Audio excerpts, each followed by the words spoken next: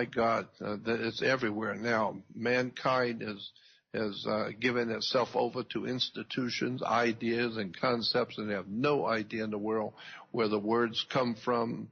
They're not able to fathom how money works, and we were talking about labor and how the church is always been in charge of your labor.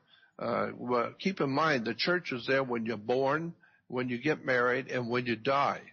So they bring you in, they nurture you while you're here, and when you leave, they own everything from day one. So the other thing I wanted to bring out too, that I feel is very important to say at this point, is that when we look at Washington D.C. and look at the history of that area we call Washington D.C., you can see we today, the Americans, U.S. is nothing more than a regurgitation, redoing of the Holy Roman Empire.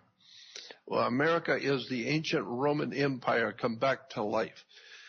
Because, first of all, the history books will tell you that the center of power, the very seat of power in the Roman Empire was on a hill, and it was called Capitoline Hill. And today, we here in America, we have a Capitol Hill. And the history books will tell you that in order for Caesar to officiate over the Roman Empire, he had to, quote, go up on the hill. And so many history books talk about when Caesar was up on the hill, the Capitoline Hill, or Capitol Hill. Well, hell, that's what we have. We have a Capitol Hill, and we hear these pundits and paid prostitutes talking every night on radio and television about the president was up on the hill today, et cetera, et cetera. Well, what are you doing up on the hill? Well, he's presiding over the Roman Senate. So it's the Senate and the people of Rome up on the hill. And even that one particular area that we call the Federal Enclave, or the Federal Enclave, that 10 miles square, whatever it is, we call Washington, D.C., District of Columbia. Originally, that 10 miles square, in the very beginnings, way back before the founding of the U.S., the people who owned that 10 miles square called it Rome, R-O-M-E, Rome. It was referred to as Rome. I just think it's interesting that they carved out a 10 mile square and called it Washington, D.C., and changed the name from Rome to the United States, to the District of Columbia. So what we're talking about here is not I've said this before, and I want to stress it again. We're not talking about a Jewish conspiracy or the Illuminati conspiracy. We're talking about the quite simple way the world works. Rome dominates the earth, period. All roads lead to Rome.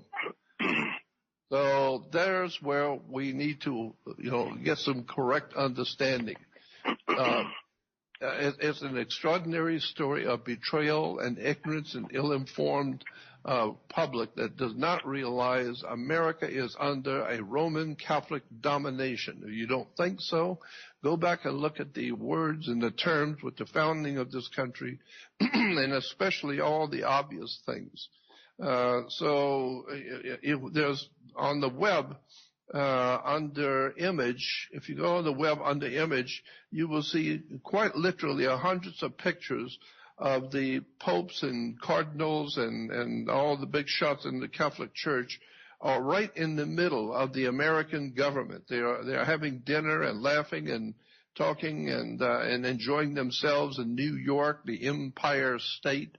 And they are right in the middle of America's domination of currency, money, government.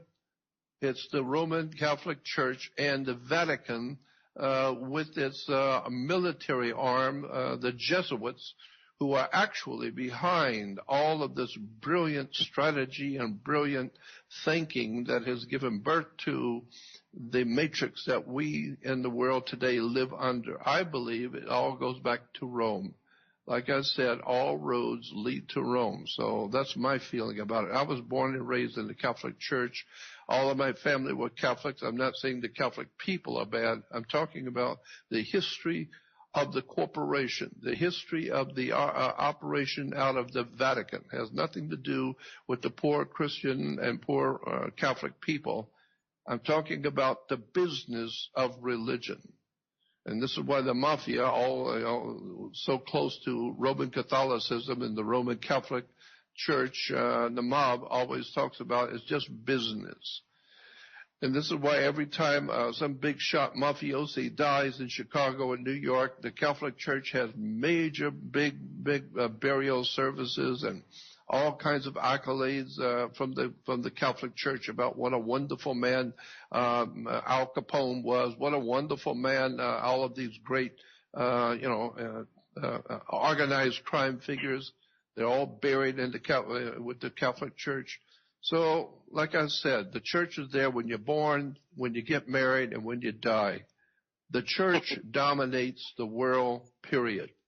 And so that's what I want. And all of this was dreamt up by Jesuit theologians and international gangsters out of Europe. All of these concepts we're talking about tonight, very, very dark stuff. But you have to understand the church is involved in Europe for 1,600 years, and that's where all of this stuff comes from. America is merely the latest rendition of the Roman Empire.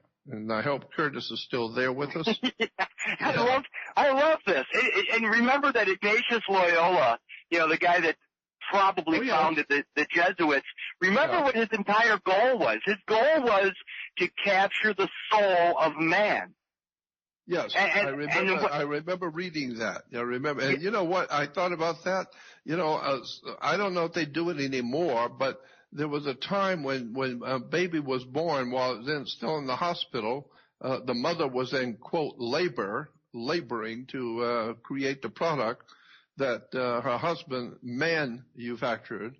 But when the baby was born, they would take the feet of the baby and put ink on it and stamp it on a page. So it wasn't a handprint; it was a footprint. And I thought, is that why they're trying to register your soul?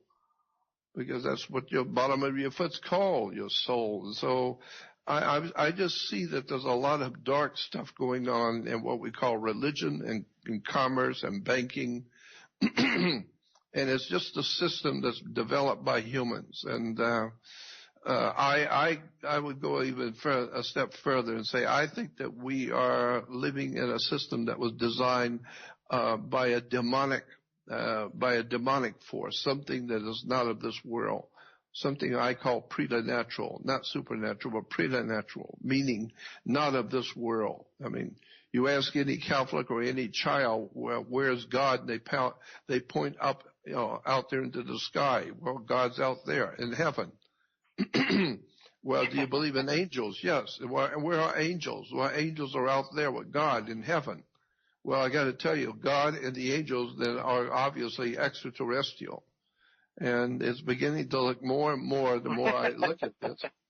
Yeah, it's beginning to look like the whole entire story of religion is based on extraterrestrial influence, driving us and guiding us. And we think we're talking to God, and we think we're worshiping God, and it's an incredible story of betrayal. I think the ultimate story about God is that there are extraterrestrials here and that our universe is teeming with life, and somebody's come here a long time ago and checked us out and thought, you know what, these people are pushovers. They don't know what they're doing. So why don't we come in and run the whole earth for them, and they will work and they will dig up the gold and they'll make money for us and they will do all this stuff for us. And when we're through, we'll just bury them. So that's what I think is going on now. I think that we are being led by extraterrestrial or higher intelligence in the universe. I mean, I don't care if you want to call it God or whatever you wish to call it, but all the ancient religions of the world recognize the fact that there's a higher power in the universe, and there's a higher power in our life. And so that's what we're really up against. And unless people realize it and realize the church today, the whole Christian church, Judaism, and the Muslim religion are all three part and parcel to something very, very dark and something very big and very old. And we need to wake up and find out your life, your money, your banks, your educational institution, everything that you depend on in your country and in your life has been manipulated by a higher power. And that's why I love to be able to bring to people the knowledge about how this stuff really works. And again, I want to thank Kurtis for trying to help us to understand a very dark subject. Jordan, what's the if you, off the top of your head, I already know what I'm asking, so I already know the answer, obviously. But you're familiar with the circumpunct? Somewhat, but I don't recall. Okay, the circumpunct obviously is it's a circle with a dot in the middle. Okay, that's a circumpunct. One of the oldest symbols for God ever. Was a circle with a dot in the center. Yeah, and now look at this. Look at how strange. I mean, I'm going to go into Admiralty and all that stuff right now, very simply, because you're talking about the mother's birth canal, the waters of mother, and things like that. Yep. Look how strange this is. The circumpunct, if you can envision that a circle being the ovum or the egg of the female, and the dot in the middle being the sperm of the male. In other words, a fertilized egg is God, because that's the act of creation, is it not? That's exactly right. It is. And so just the concept of fertilization and creation is an act of God all by itself. What's really funny about that circumpunct, or about a fertilized ovum, is that it's the only time ever where the male and the female actually they share the same time and space. It's a singularity. It's the only time ever where a man and a woman actually share the same space with their DNA. Yeah. And I get that. I understand that. That's really interesting. And so when Heavenly Father, and I'm going to get kind of gross here for a second, comes down and plows the field of Mother Earth. Well, no, but listen, that's exactly where the concept of God the Father comes from. You better believe it. Back into the Babylonian, Sumerian, and the ancient Egyptian systems, especially in India and the Hindu system, one of the main names of God in the ancient Hindu was a God named Rain, R-A-I-N, Rain. And that was a name of a god, and he was referred to as God the Father. And he was impregnating Mother Earth with the sacred fluid. And so when he would impregnate Mother Earth with the sacred fluid, which we today call rain, and therefore she gave birth to all kinds of life, because God the Father had impregnated Mother Earth, Mother Nature. That's where the whole idea we get of God the Father. I mean, when you get into religion, there's another whole subject we could spend all night on where these ideas have really come from. It's an extraordinary story of how much we don't know about our religions and government and commerce and all the rest of it. But let's get back to what you were saying. I just wanted to make that point that Rome is still alive. We call it America. So, and Washington, D.C. is still the Roman Empire. And the position that I was there in England, to York, England, where you see the statues of Caesar in front of churches and buildings. Well, that was the main headquarters for the Roman Empire when they went into Britannia, was the city of York, England. And so when the Vatican and all of its international banking cartels and all this dark stuff was moving to the New World, they came to the New World, which is us, Yeah. And they set up their operation, call it New York. And so New York was the empire, and the empire strikes back. Now we're getting into George Lucas and Indiana Jones and all that. It's all one story. It's all very deep, very dark, and very mystical, but fascinating for me. I love this kind of research, but it really does imply something very, very evil is afoot. It's the greatest story ever told. Yeah, it's the greatest story ever told. It's not the greatest collection of historical facts. It's a story. And once you understand the Bible is a story, it's the greatest story ever told. But once you begin to see what the story really is and see how it's a metaphor, then it becomes really interesting. Now you're seeing maritime admiralty law. You're seeing all the court system. You're seeing the labor, the control of labor, like the mafia. The mob is very big on controlling the labor unions, the carpenters union, the painters union, and the Soviet Union, and now the European Union. And where was the European Union, the paperwork for the European Union signed? Where was the official day and the official signing of all the different governments in Europe come together to sign the European Union? If it wasn't in a church, in a in a Catholic church in Rome. The pictures are there on the web. You can see it everywhere. Yeah, all the big nations sent their presidents and all their officials to Rome, to a very big, beautiful Catholic church, where they, up on the altar, they were sitting there, all the officials of European, setting up the European Union, and they were signing all the papers with the cardinals and all the church officials there. So this whole idea of the European Union is a Vatican fascist Nazi operation, big time, in your face. And there's all kinds of proof of that the European Union today is nothing more than a Nazi Vatican operation to reestablish the Holy Roman Empire over the whole earth. But you can't do anything with the whole earth unless you get rid of America first, because it's the biggest guy on the block. And that's why we're in so much trouble. They're trying to destroy the American ideal, the American people, and put us into prisons and put us into stupidity and ignorance so that we don't understand how our money works, how our government works. The whole thing is really a terrible shame. So yeah, and it's funny because what I've kind of discovered over time was through the words of the Pope himself. What's funny is when I want to get my way, I use the Pope's words. I always use the Pope's words because I can see where I can agree with it. I mean, I did it in one of my son's cases, court cases.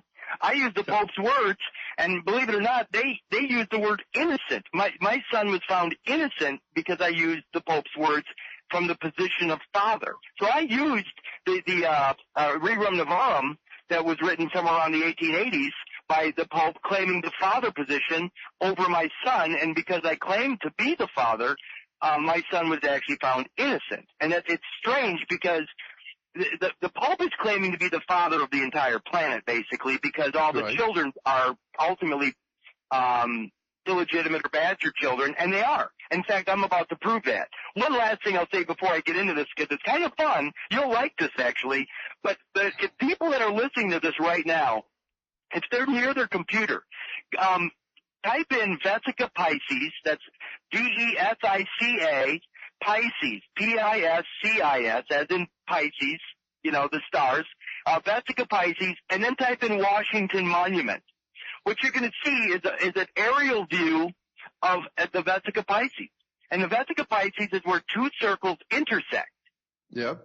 And what's funny is that the Washington Monument as a phallic symbol is coming right up through the vagina. That's it. And what's crazy... That's exactly what it is. The Washington Monument is the male erection, and it connects directly to the female ovaries, or the Oval Office. Yeah, but if you look, this aerial view looking right down on top of it, they also show not only is the Vesica Pisces there, but the circumpunct is there. Yep. Because you're looking right down on top of the Washington Monument, which is the dot in the middle of the circle. So all this stuff is, these guys that were fighting the Catholic Church, I mean Washington and all these other esoteric, Freemason guys and all this other stuff, before they were co-opted by the Jesuits and what have you. They had their own version of reality, which is probably more real, it's more nature-based. But, so, I mean, they put all these symbols out there for us to recognize that this is all about nature. Nature is God. God is part of nature. It has nothing to do with this man-made religion stuff. So, but that's the war. The war is for your mind. And that's what's funny is, and again, if you look at the Vesica Pisces, you're going to see the Jesus fish in there too. And during the Middle Ages, all over in the Middle Ages, you would always see Jesus in the almond or the female ovaries, and all of that was all part of the art of the church. And my God, that's a whole subject, completely a whole different subject when you get into the hidden sex of religion. I mean, I could give you another 3 hours just on that in relation to Judaism and Christianity and Islam. All three are based completely on sex. And of course, you can go back to the parent of all three of our major world religions today: Judaism, Christianity, and the Muslim religion. All three are based almost directly on Hindu. The Hindus gave all the symbols, ideas, and concepts to all three religions. But nobody seems to want to talk about that, the Hindu connection to Islam and America, and to Christianity and Judaism. But Judaism itself is just crammed filled with Hindu. All the words and terms and symbols, all of it goes back to the ancient Hindu. So, I mean, when you're looking at money and looking at all the arcane, strange, dark stuff about money and labor and the control of labor and then the control of people's minds with religion, this entire world that we live in is nothing more than a cesspool of ignorance and stupidity, and it's frightening because there's no place for us to come to. There's no place for us to go to. Well, I'm going to read something to you real quick. That you'll actually. I hope it puts a smile on your face, because some of the things I've done recently, just in the past, let's say, few months. I actually have a letter here from the Department of Justice that basically says, I'll read it. It's just, even I'm smiling right now. It says, and this is from the Department of Justice, by the way. It says, "Dear friend." The Department of Justice is calling me a friend. Oh, yeah. Which means I'm not an outlaw. So, and very few people, I've only seen this like three or four times in my entire life where somebody was considered a friend by the federal government and Department of Justice. Look at this. It says, "Thank you for your recent letter to the Attorney General. We reviewed the information," and by the way, the information that they reviewed was my birth record. My birth record, and something I said about it, which is going to lead me up to the certificate of indulgence here. But it says, "We reviewed the information you provided, and it appears that this matter does not involve federal law and or the Department of Justice." So the federal government is I'm no longer an enemy of the state because of something I did. How crazy is that? I've heard about this, but I want to know more, because I've heard this before, that you as a U.S. citizen are considered to be an enemy of the state unless you are actively engaged in military and law enforcement.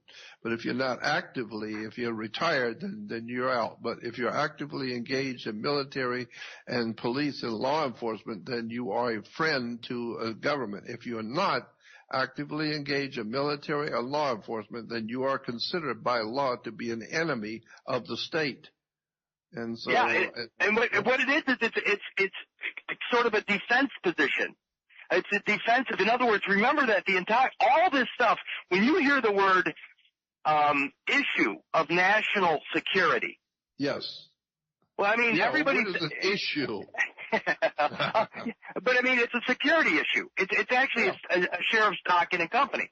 So it's an issue of national security because the financing of the United States is the security of the United States. So this is not about, what people think it is. An issue of national security can be a guy wearing fatigues overseas, or it could be a stock share for a corporation. An issue of but it's a nation. It's a security issue for a specific nation that FDR created in 1933 when he said today is the day of national consecration. So he created a holy ground, a place where deeds would be issued for holy ground, and that's what the birth record is. It's a deed to basically holy ground, the land of your soul.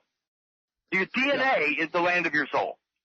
So here we go. This is kind of fun, and I'm gonna try to keep it really simple because we can always come back on this, but I want to get this out tonight. And we talked about it a little bit, I think, last time, but here's what's weird about this. The concept of child sacrifice, the concept of a savior or a sacrificial lamb is going to come into play. And by the way, this all fits into the concept of certificate of indulgence or the financing, because this very thing I'm about to say is what is the entire system in a nutshell. So here we go. So again, mom walks into a hospital, pregnant. In other words, she's carrying a package in her womb. And does she stop by customs when she goes into the hospital? Of course, you know enough about the Knights Hospitalers or the Knights of Malta to know that they were there to receive Christian pilgrims, correct? Mm-hmm. That's right. Okay. So a hospitaler, the Knights Hospitalers, I believe the Knights of Malta actually are the ones that lay claim to most hospitals in the world because they're there to receive new Christian pilgrims. So here we go. Mom walks into a federal hospital or a hospital carrying a package. She does not stop by customs to declare the package, does she? No. She delivers the package inside that territory, wherever that is, the hospital. But so does she call customs right then and there and say, hey, listen, I'm declaring this newborn? No, she doesn't. So there's no declaration there. They wrap baby up and mom and dad take baby back home. Do they call customs before they remove baby from that territory and say, hey, I'm declaring my new son, my new daughter? No. So there's no declaration. And you got to think about this. You're in this territory and basically you've never declared going in or out of that thing that happened right there. So there's no record of baby Jordan anywhere. So what is the record for? Well, the record is an event. It just marks the day or an event or some happening. They're not really saying it's anything specific. Well, what is left behind in the hospital? I'll use me as an example. So my mom goes into the hospital carrying a package. She delivers baby Kurtis in the hospital, doesn't declare baby Kurtis. My dad doesn't lay claim to me. Nothing happens. They take me home. There's no record of me even existing at this point. But what does my mom leave behind in the hospital? She leaves three things. She leaves some paperwork that has a title, Kurtis Richard Kallenbach, on it. She leaves that behind. She also leaves some DNA. In other words, the very essence of my existence, the fetal tissue. It's called afterbirth. And so she leaves behind my fetal tissue, and she leaves behind her maternal afterbirth. So inside the afterbirth, there's two different DNA. There's my mom's DNA and my DNA in the afterbirth. So there are three different things left behind in the hospital that go basically abandoned. So she abandons the title because she doesn't take that with her. She abandons my DNA, even though baby, went home with mom and dad. My fetal tissue is left behind, and my mother's DNA is left behind as well. So, here's what's so strange about this. Now we're going to go back into the concept of admiralty. My mother's DNA, I'm going to back up a little bit here because we don't have a lot of time, but we have enough time for this. we're going to go back to the idea of the circumpunct, the circle with a dot in the middle. When my dad's sperm fertilizes my mother's ovum in my mother's womb, that is the beginning. That's where my father's DNA and my mother's DNA blend, and through dedifferentiation and all this other stuff, it becomes unique DNA to me. It becomes my DNA. Is it my father's DNA? No. Is it my mother's DNA? No. It's unique because it's a combination of both, and it's my property. That's the first of my kind. That's the beginning of my existence. So within 21 days of that, it's called a zygote at this point. That zygote is my DNA now, exclusively mine. Within 21 days of that fertilization, the heart, there's enough of a heart there to actually receive a signal from wherever that signal comes from. The Pleiades, some star system, I don't know, and I'm not going to pretend to know. But the heart starts to beat when it receives that signal. So you got two different things happening here. The beginning of the new DNA, which is the fertilized ovum or the zygote, and now you have a separate heartbeat separate from mother's. There's the first of the zygote, then there's the beginning of the heartbeat, and then finally, when baby comes out of the womb, there's the first breath, which is called an inspiration, or the breath of God enters the baby, separating baby from mother completely. So that it's the separation from mother that is the beginning of your time in this realm on this earth. It's the first breath that is when you are completely separate from mother. Now here's what's crazy about all that. That's baby. What about the afterbirth? What happens to that? That's what's left behind in the hospital. Baby goes home with mom and dad, never to be heard from again, until they need to call baby into court. But the point is that the afterbirth, the fetal tissue, is an exact, it's my DNA exactly. So that also appears to have been abandoned in the hospital. And my mother's DNA. What's interesting about my mother's DNA is that my mother's DNA is not a combination of mom and dad, is it? It's just my mom. Yeah, this is where it gets nutty. I'm going to go biblical on you. My mother's DNA is born to a virgin, because no biological earthly father had anything to do with the birth of that maternal afterbirth. When it came out of my mother's womb, they call it born alive. Legally, it's called born alive, and it's a separate legal person. So that child, that legal issue, the maternal issue, has no earthly father. It's an immaculate conception. It's pure. It is. I know it sounds funny, but that's Jesus.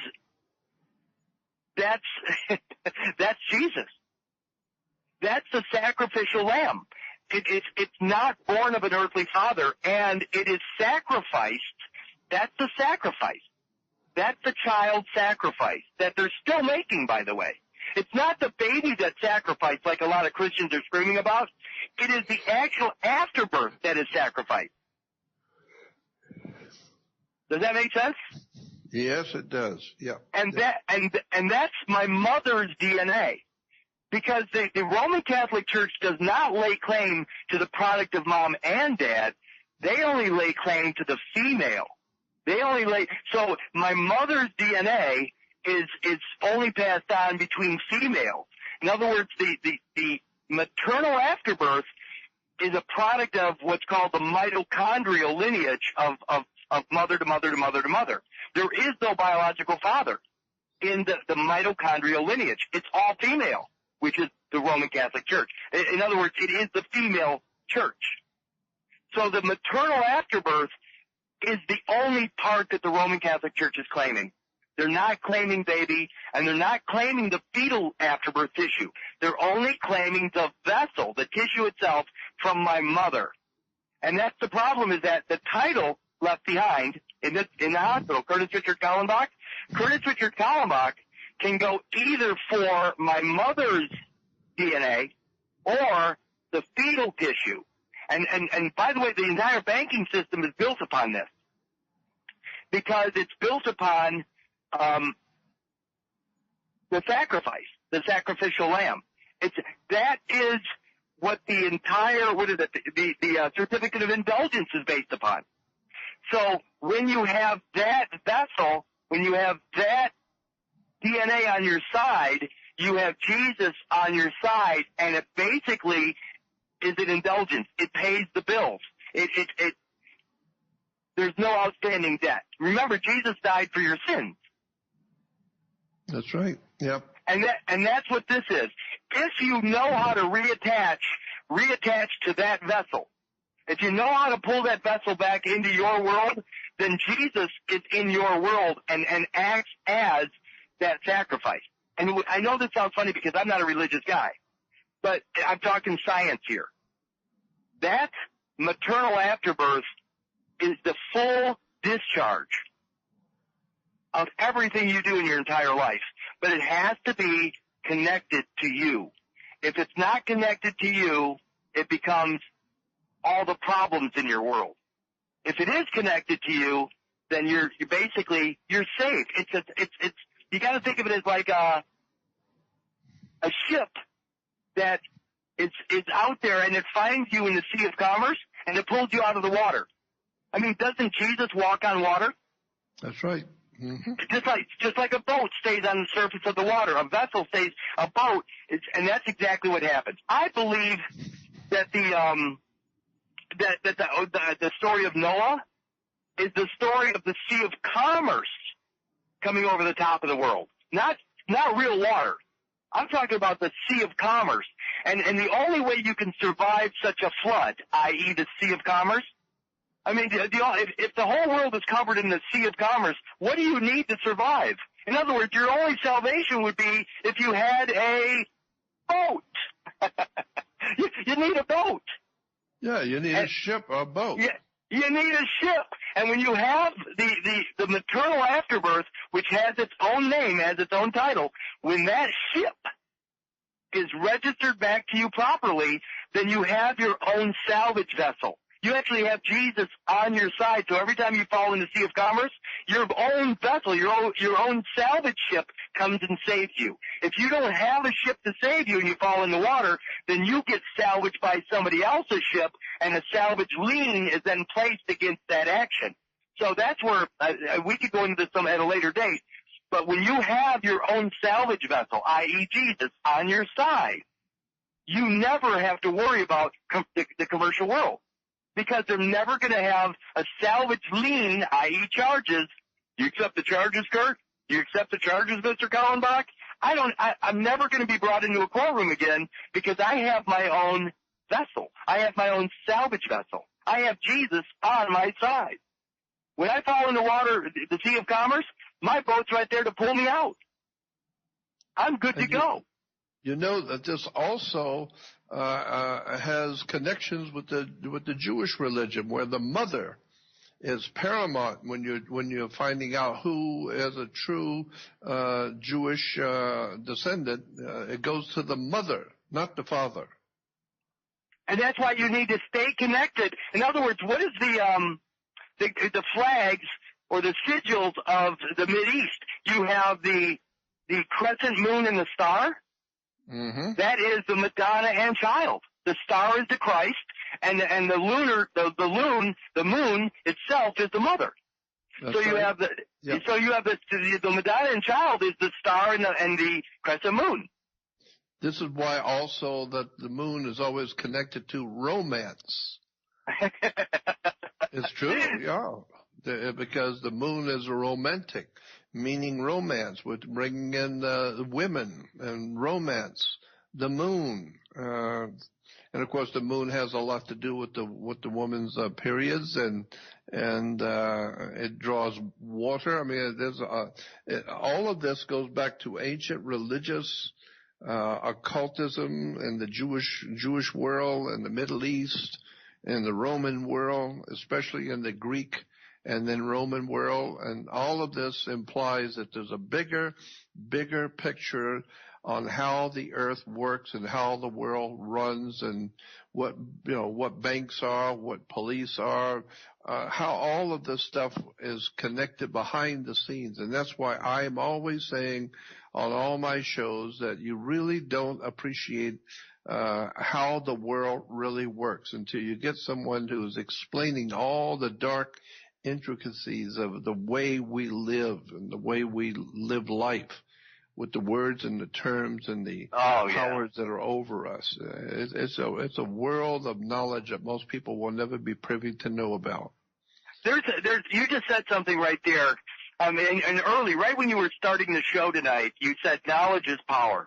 What people don't realize is that the word information, if you go into the Black's Law Dictionary, you'll see that information and the word knowledge are one and the same. And information is exactly what mother signs when she's filling out those forms. She becomes the informant. So she's creating the very information that provides what? Intimate knowledge of your existence, because that information is tied to your DNA. That's the most intimate knowledge there can be, because it's the essence of your existence. It's the knowledge. It's knowledge of your essence. It doesn't get any more intimate than that. So so the word knowledge and information are one and the same. So again, knowledge is power, but what they have is all of these deeds, all of this paper that identifies you through your DNA. If you don't recollect it, if you don't collect it, if you don't bring it back into your world, it's out there in the public. And what I call it is I call it a public easement. If you abandon your DNA to the public, you become a public charge. You do. We do. We all do. If we don't reclaim our DNA, if we don't get that back into our possession, if we don't occupy our own bodies, so to speak, then we become a charge to the public. And that's the problem here, is that instead of running away from the name, what we have to do is understand how to reclaim our lives from the church. Think about it this way. It's almost like a basket being dropped off on the steps of the church, an abandoned child. That's kind of what this is like. If we don't reclaim our lives, we're always under the care of the church wardens. Always, right, for our entire life. Yeah. Well, I guess the following question would be, how is this possible to do this? Because I understand the basic concept, but where would you start to learn how to do this, to get your life back, given back to you, and your freedom? Well, between you and I would help you do it one-on-one. Yeah, I know. I know, but I mean, for anybody else, I mean, if they want to go to my website and start and learn some of this stuff, they need to go there and they need to invest a little bit. Just like this. I mean, I've listened to your stuff for years, and that's the only way I got to where I am. I mean, I had to let go of a lot of ideas, so I had basically the eyes to see. I wasn't tainted anymore by a belief system. And that's what the first thing you have to do is get rid of all your belief system. But the reality is this is all mechanics. It's all mechanics. The only one that has a right, when you go back to the very first cause, which is that zygote, the fertilized ovum, the very point where you were created, that's your paramount claim upon your existence. And by claiming that moment, you also own all subsequent happenings. So if you go back to the very first moment and claim that DNA, then everything that you produce through that DNA, which is the capital and labor of your existence, is called industrial property.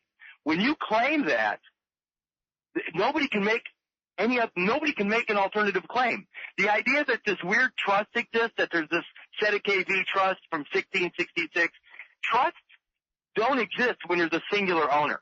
So everybody that wants to talk trust with me, they need to just back off, because there is no trust when there's a singular owner. So my question to you, Jordan, is how many people own your life?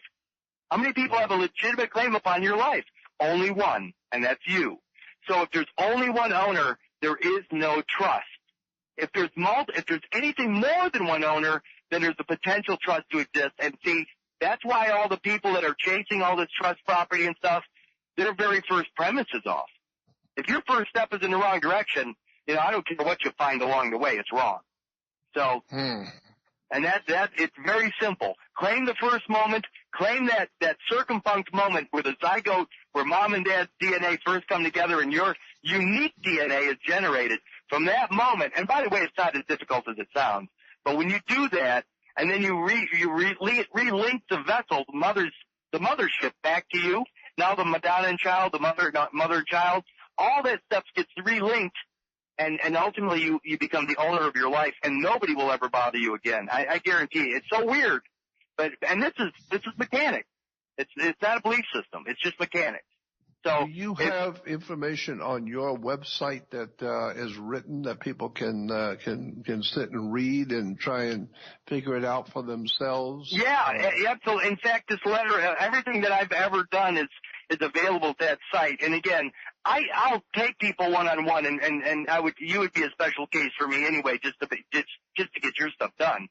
But anybody else, they can go to, www.kurtisrichardkallenbach.xyz and start listening to this stuff. I mean, seriously, just start listening to it and change the ideas about religion, or change your ideas about patriotism. None of it exists. It doesn't exist in nature. Why would it exist in reality? You know, it doesn't. So we need to let go of all that stuff, because ultimately, remember that the father side of the equation is your government. Your mind is your government, and your body is the universe that needs to be governed by the mind. So to be, and I don't use this word very often, but to be a sovereign in your existence, you have to have the government in your own mind watching over the body, which is the universe. Remember that spark in the heart, in that SA node, the sinoatrial node of the heart, wherever it comes from, if it comes from somewhere out in space and enters that place, that's the sun, or the center of your universe. And so all the cells in your body are the constituency of your existence. But the seat of your government is in your mind, in the temple. And if you don't govern yourself, if you believe something erroneous, like there's a savior, or if you believe in religion, or if you believe in some external government, then that's going to be your government. So sovereignty is basically, it only extends from the top of your head to the tips of your toes. That's your sovereignty. You're not sovereign outside of that at all. Everything is within the self. So again, these are very simple concepts for people. You know, I'm not sovereign over anything you do, Jordan. I don't have any claim to anything you do, because my kingdom is from the top of my head to the tips of my toes. That's it. Yep. There's nothing beyond that. So again, that goes back to concepts in Judaism, that I've heard those basically same concepts and ideas you're expressing in Judaism, that you are the kingdom, from the crown of your head to the sole of your feet. There you go. And the mother is very important in distinguishing whether you are a Jew or not, is from the mother. All of this, of course, implies that there's a far, far deeper reason in Judaism for all of these similar facts. It's because Jews are usually very good at law and banking, and they go back into the Middle Ages and to ultimately back into the Middle East. And all of this is based on law, on commerce, on labor, on human beings. And of course, I have found out that our physical bodies are a security for the corporation. And anyone who works for a company, no matter how big the company is, like Ford Motor Company, for instance, if you're working in Africa for Ford Motor Company, it doesn't matter. You're still a Ford Motor Company employee. It doesn't matter where you are on the earth. Well, if you take all the people who work for Ford Motor Company or General Electric or anything else, if you take all the people, period, people sweep up at night to the president of the company, you are all members of the Ford Motor Company family. And therefore, in law, the whole group is referred to as the body social. The body social of the Ford Motor Company is everybody who works for it. It's called the body social. And therefore, if you are doing your job and they're using your body on the stock exchange for commerce, then you are a security for the body social. And so when you retire, which means at the end of the evening you go home after work, you retire, they give you social security. No, you are the security for the body social. So they're not giving you social security. You are the social security for the corporation. And so, I've been aware of hundreds of little interesting tidbits like this, and then to hear you explaining the even deeper, facets of this incredible world that we live in, we'll have to do it again. We'll have to come back on and do another couple of hours. And I really want to get into religion with you, especially into the Old and New Testament, as it applies to maritime law, international business law, corporate law, and how the religions of the world are very heavily involved. I mean, this is why churches are divided into denominations, like 50s and 100s and 20s. Oh, my God. Yeah. Here, one last thing I'll say this is for people just to wet their whistle on the weirdness of even belief systems. The Jewish calendar, because I started with some of the calendar ideas tonight.